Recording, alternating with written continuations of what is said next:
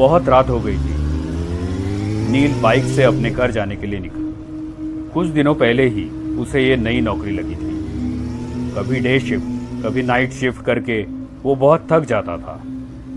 रात के करीब 1 बजे नील ऑफिस से निकला था। नाइट शिफ्ट से निकले बहुत सारे लोग उसे हाईवे की तरफ जाते हुए दिखे।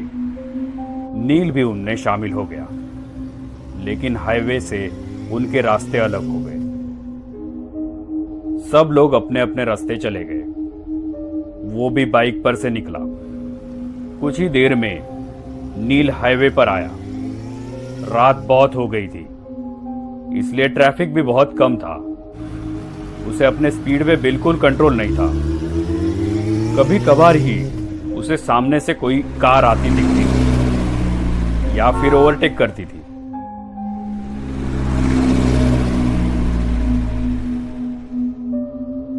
अभी उसने मेन हाईवे छोड़ के कच्चा रास्ता पकड़ लिया था। वो रास्ता और भी सुनसान था। अभी बाइक के हेडलाइट में सिर्फ काला रास्ता दिख रहा था, बिल्कुल एक काले सांप की तरह। रात के अंधेरे में वो सन्नाटा बिल्कुल खौफनाक लग रहा था, लेकिन कोई चारा भी तो नहीं था। नौकरी चाहिए तो शिफ्ट में काम करना ही पड़ता है। वो अपने ही धुन में गाड़ी चला रहा था। रास्ता सुनसान होने के कारण नील रास्ते के बीच से गाड़ी चला रहा था। कुछ ही देर में उसका अकेलापन दूर हो गया। उसे पीछे से आती हुई गाड़ी का हॉर्न सुनाई दिया। उसने उस गाड़ी को साइड दी। कुछ ही समय में एक कपल बाइक पर से उसे ओवरटेक करके चला गया। शायद वो पति पत्नी थे। लेकिन एक बात नील के ध्यान में आई कि पीछे बैठी हुई औरत ने साड़ी पहनी थी और उसका पल्लू पीछे वाले पहिए से बिल्कुल नजदीक था। हवा के झोंके से वो कभी भी बाइक के पहिए में अटक सकता था, और अगर वो पल्लू अटक गया तो पता नहीं क्या अनर्थ हो सकता था। नील ने बाइक का स्पीड बढ़ाया और उस बाइक को ओवरटेक करते हुए कहा, बहन जी, आपका पल्लू पहिए में अटक सकता है। ऐसा कह के नील आगे निकल गया। नील के मन को एक राहत मिली कि मैंने किसी की मदद की, क्योंकि आजकल ऐसे वीडियोस कितने सोशल मीडिया पे आते रहते हैं कि एक लड़की बाइक पे बैठी है और उसका पल्लू बाइक के पहिए में अटक गया। दोनों गिर गए और जख्मी हो गए। ये सोच में नील था कि अचानक वही बाइक वाला फिर से निकल के आगे चला गया। लेकिन ये क्या, उसकी बीवी कहां गई? वो वहां नहीं थी। कहां गई होगी? नील ने गाड़ी का स्पीड बढ़ाया और उसे पूछा, भाई साहब, आपके पीछे बैठी हुई आपकी पत्नी कहां गई?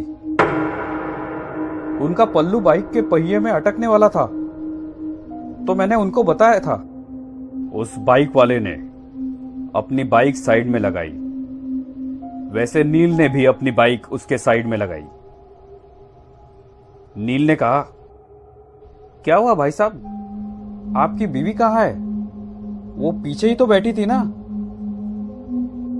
उस बाइक वाले का पूरा शरीर डर के मारे कपकपाने लगा। उसने कुछ नहीं कहा, सिर्फ अपनी डर भरी आंखों से पीछे मुड़ के देखा तो वो रास्ता और भी डरावना लग रहा था। नील ने उसे कहा, क्या हुआ, आप इतना डरे हुए क्यों हो? वो नील को देखते ही रह गया और फिर उसने पूछा, मेरे बाइक पर किससे बैठे देखा आपने? मतलब आप उसे नहीं पहचानते? मैं जॉब से घर जा रहा था अकेले, और मैंने किसी को लिफ्ट भी नहीं दी थी।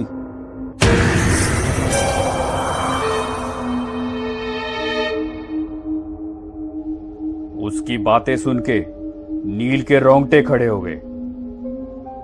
दोनों ने एक दूसरे को देखा और एक साथ पीछे देखा तो उन्हें रात की गहराई में एक धुंधली सी परछाई दिखी।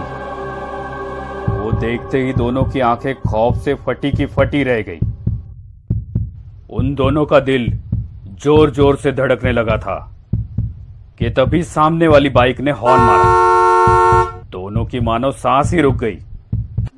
दोनों ने फटाफट बाइक स्टार्ट की और तेज रफ्तार से अपने घर की ओर बढ़ने लगे।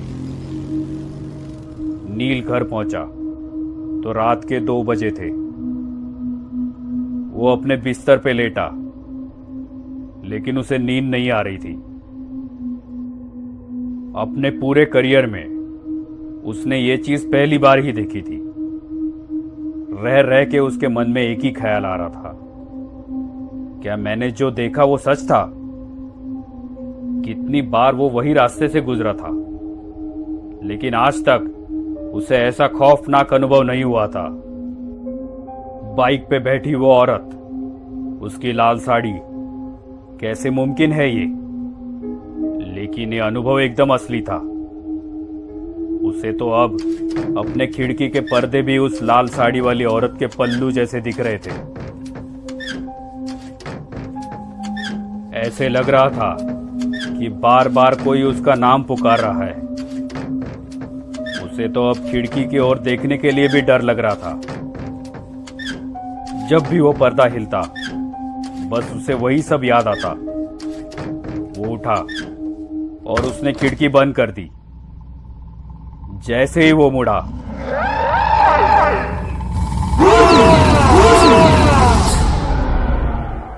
उस औरत ने नील के ऊपर छलांग लगाई। नील डर के मारे चिल्लाने लगा। देखा तो वो सपना था।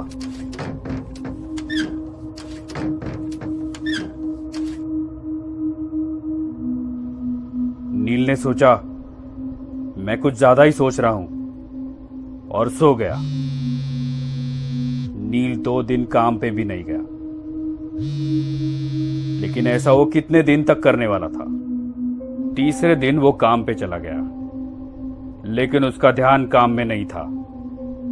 बार बार वो घड़ी देख रहा था। 12:30 बज गए। शिफ्ट खत्म हो गई। वो अपने बाइक पे बैठा, लेकिन उसके पैर कांपने लगे थे। सोच सोच में वो कब हाईवे से निकल के कच्चे रास्ते पे आया, ये उसे पता ही नहीं चला। अब उसे ज्यादा डर लगने लगा था। उसे सब याद आने लगा कि पीछे से एक गाड़ी का हॉर्न सुनाई दिया। नील के रोंगटे खड़े हुए। क्या वो औरत फिर से उस आदमी के पीछे बैठी हुई होगी? क्या वो मुझे फिर से दिखेगी? सिर्फ उसे उसके हार्ट बीट सुनाई दे रहे थे। शरीर पूरा पसीना पसीना हो गया था। दूसरी बाइक आगे जाने की कोशिश करने लगी। नील ने सोचा, मैं उसके पीछे देखूंगा ही नहीं। लेकिन आखिर उसने पीछे देख ही लिया, तो उसके पीछे कोई नहीं था। नील ने एक राहत भरी सांस ली। उसकी जान में जान आ गई। कलेजे का डर अब खत्म हो गया था। नील ने बाइक वाले की ओर देखा और थोड़ा स्माइल किया, तो उस बाइक वाले ने अपने हेलमेट की कांच ऊपर की और बोला, बहन जी से कहिए उनका पल्लू पहिए में अटक सकता है।